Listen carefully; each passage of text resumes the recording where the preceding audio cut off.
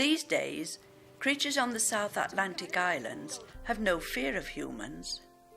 Experience has shown that they present no danger. There are laws that prohibit the harming of wildlife or the taking of eggs. You should not approach nearer than 5 meters to them, although if they approach you, that is all right. Just remain quite still. However, in the early days of polar exploration, things were quite different. Seals and penguins were killed in large numbers in order to keep the explorers alive. There are reminders today of some of the historic occasions. Adjacent to the present Chilean base at Paradise Harbour is Waterboat Point. Bagshaw and Lester, members of a British Antarctic team, were stranded here in the winter of 1920-21 and had to live underneath an upturned waterboat.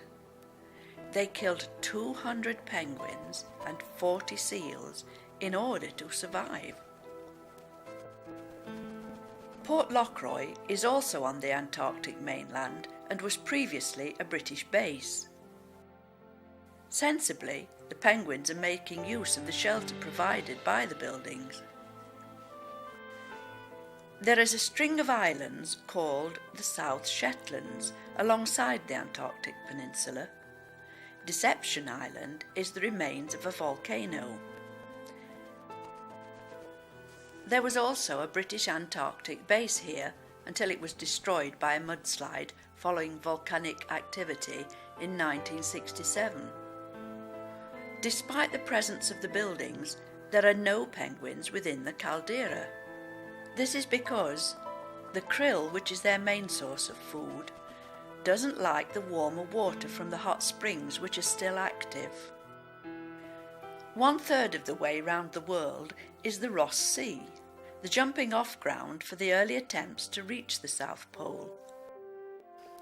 At one time, tourists could reach this area by travelling on Marco Polo, owned by Orient Lines, but this is no longer an option, and now only the Russian icebreakers ply this route.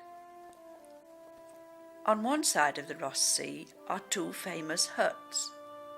This was Shackleton's hut, from which he made an attempt to reach the South Pole in 1908 and was only 97 miles short when he had to turn back to avoid loss of life. Further south is Scott's hut that was built in 1911. He overwintered there and made his attempt in 1912.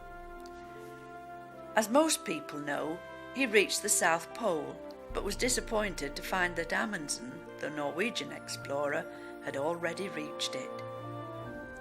Scott and 4 others died on the return journey, only a few miles from one of the food depots that had been set up.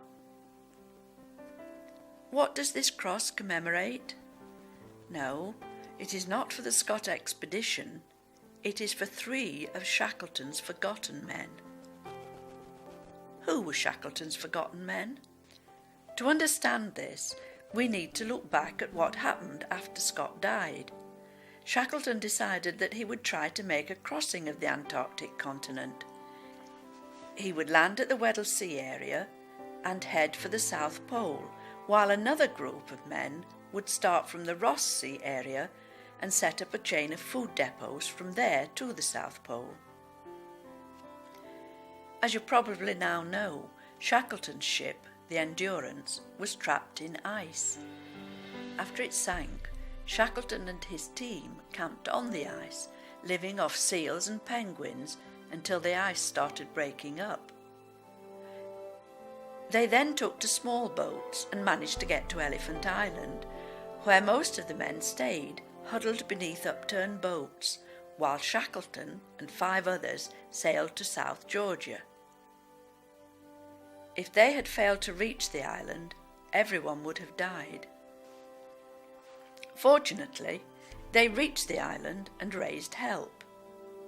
When they returned to Elephant Island, they found all the men safe, but it had been touch and go because they had been short of food. They thought that they would have plenty of food with the number of penguins available.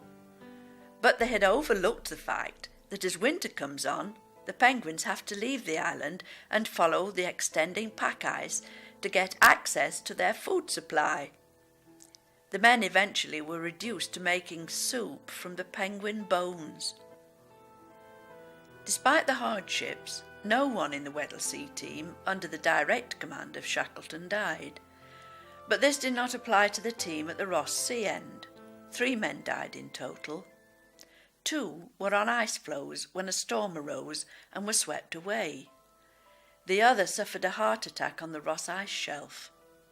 It is these 3 men who are commemorated by the cross.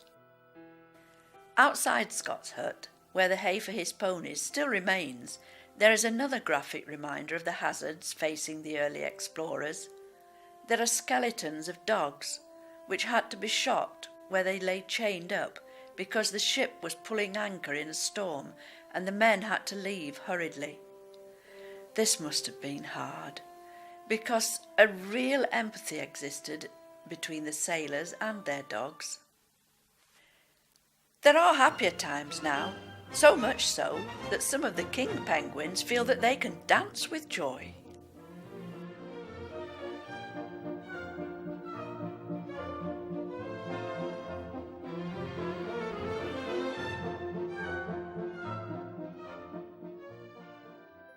With the passage of time, memories of the penguins killed to keep the explorers alive will have faded, and the new, unexpected guests have been accepted as harmless. How are experiences passed on to new generations who cannot talk? Reading must help.